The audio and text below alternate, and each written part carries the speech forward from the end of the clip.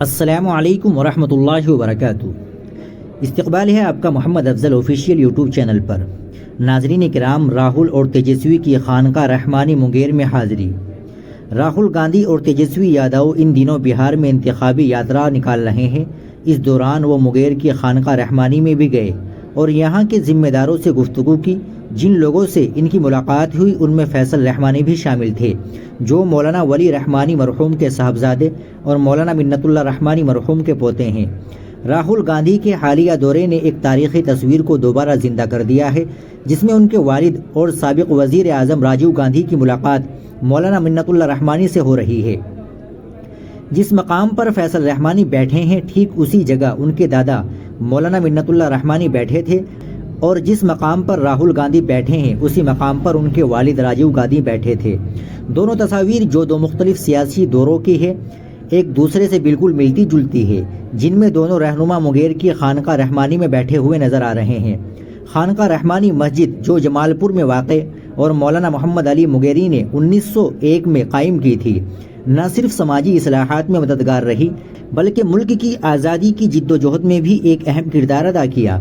یہ مسجد راہل گاندھی کی جاری ووٹر اختیار یاترا کی روٹ میپ میں شامل تھی، جو اس سال کے آخر میں ہونے والے اہم انتخابات سے پہلے بہار میں حمایت جمع کرنے کے لیے مختلف علاقوں میں چل رہی ہے۔ کانگریس کے رہنما آج صبح جمال پور پہنچے۔ یہ یاترا کا چھٹا دن تھا، جو پچھلے اتوار کو ساسارام سے شروع ہوئی تھی۔ انہوں نے مسجد کا دورہ کیا اور وہاں کے مولانا سے ملاقات کی۔ ان کے ساتھ راشٹریہ جنتا دل کے رہنما تیجسوی یادو بھی تھے۔ اقلیتوں کی بڑی تعداد جس میں مقامی اہم شخصیات بھی شامل تھی، حزب اختلاف کے رہنما کو خوش آمدید کہنے کے لیے موجود تھی۔ خانقاہ رحمانی کا گاندھی خاندان سے تعلق کئی دہائیوں پرانا ہے۔ یہ تعلق خاص طور پر راجیو گاندھی کے دور سے جڑا ہوا ہے۔ سابق وزیر اعظم راجیو گاندھی نے 1985 میں اس مقام کا دورہ کیا تھا۔ آج راہل گاندھی کو بالکل اسی جگہ بیٹھے دیکھا گیا جہاں ان کے والد 40 سال پہلے بیٹھے تھے۔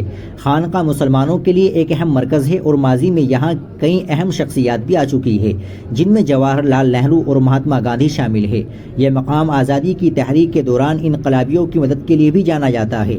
خانقاہ کے تعلیمی شعبے کی بنیاد 1927 میں رکھی گئی تھی اور اب اسے رحمانی فاؤنڈیشن چلا رہی ہے، جو خانقاہ رحمانی کی ایک خیراتی تنظیم ہے۔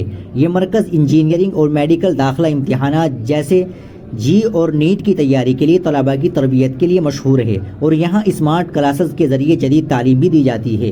ناظرین کرام، آپ اس خبر کے تعلق سے کیا کہیں گے؟ کمنٹ باکس میں ضرور بتائیے گا۔ ویڈیو کو لائک اور شیئر ضرور کریے، چینل کو بھی سبسکرائب کر لیجیے گا۔ السلام علیکم ورحمۃ اللہ وبرکاتہ۔